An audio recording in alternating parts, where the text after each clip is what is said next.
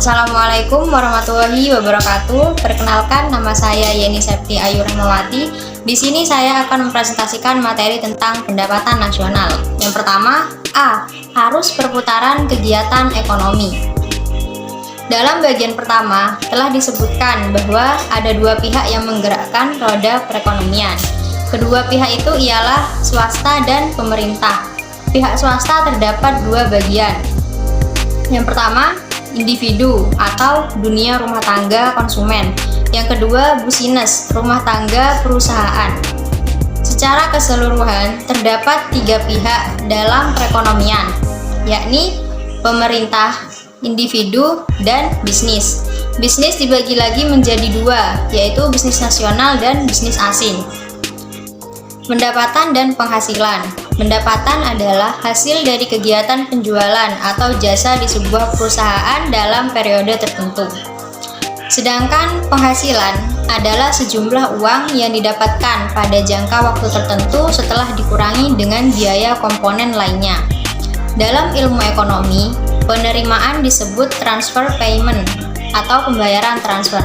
Ada tiga macam transfer payment, yaitu yang pertama, government transfer payment atau pembayaran transfer pemerintah. Yang kedua, business transfer payment atau pembayaran transfer bisnis. Dan yang terakhir, interpersonal transfer payment atau pembayaran transfer antar perseorangan. B. Pendapatan nasional. Orang pertama yang berusaha untuk mengetahui pendapatan nasional negaranya adalah Sir William Petty, yang pada tahun 1665 menafsirkan pendapatan nasional Inggris sebesar 40 juta pound.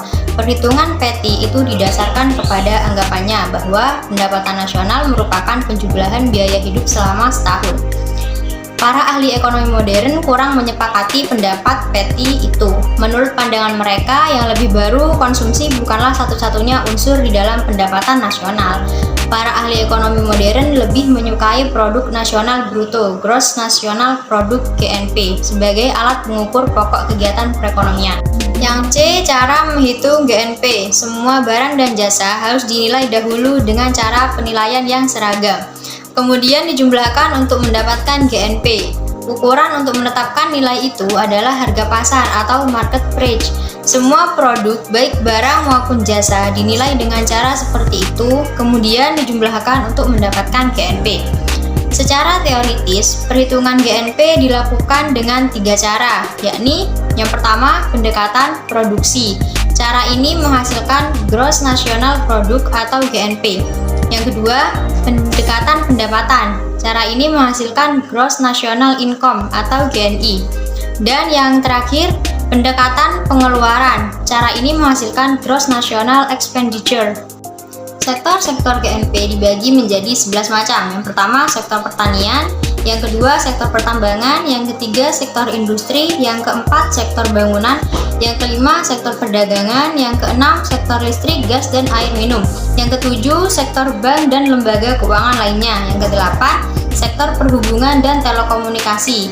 Yang kesembilan, sektor pemerintahan dan hankam. Yang kesepuluh, sektor sewa rumah. Dan yang terakhir, sektor jasa-jasa lainnya. Unsur-unsur GNP adalah sebagai berikut. A. Wages and salaries atau upah dan gaji merupakan balas jasa untuk faktor produksi tenaga kerja. B. Interest atau bunga merupakan balas jasa untuk faktor produksi modal. C. Rent atau sewa adalah balas jasa untuk faktor produksi sumber daya alam. D. Profit atau laba. Pembagian jenis-jenis laba yaitu yang pertama, indirect business tax atau pajak tidak langsung perusahaan, yakni pajak yang dikenakan kepada perusahaan namun perusahaan memasukkan nilai pajak itu ke dalam harga output yang dijualnya sehingga akibatnya mempertinggi harga jual.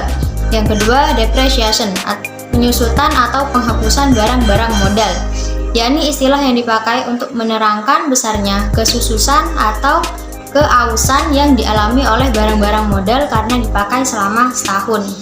A. Gross National Income (GNI) atau pendapatan nasional bruto. GNP hanya memuat nilai barang akhir saja dan tidak boleh mengandung nilai barang. Ketentuan tersebut diperlukan agar di dalam perhitungan GNP atau GNI itu tidak terjadi perhitungan ganda. B. Net National Income (NNI) atau pendapatan nasional neto. GNP didapatkan dengan atau melalui pemakaian atau penggunaan barang-barang modal. Barang-barang modal ini selama pemakaiannya mungkin lebih atau kurang dari setahun telah mengalami keausan atau penyusutan.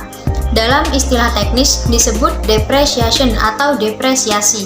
Keausan itu haruslah dikurangkan dari GNP.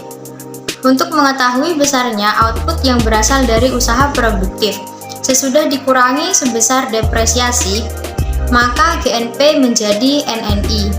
C. National Income (NI) atau pendapatan nasional. GNP hanya memuat nilai barang akhir saja dan tidak boleh mengandung nilai barang.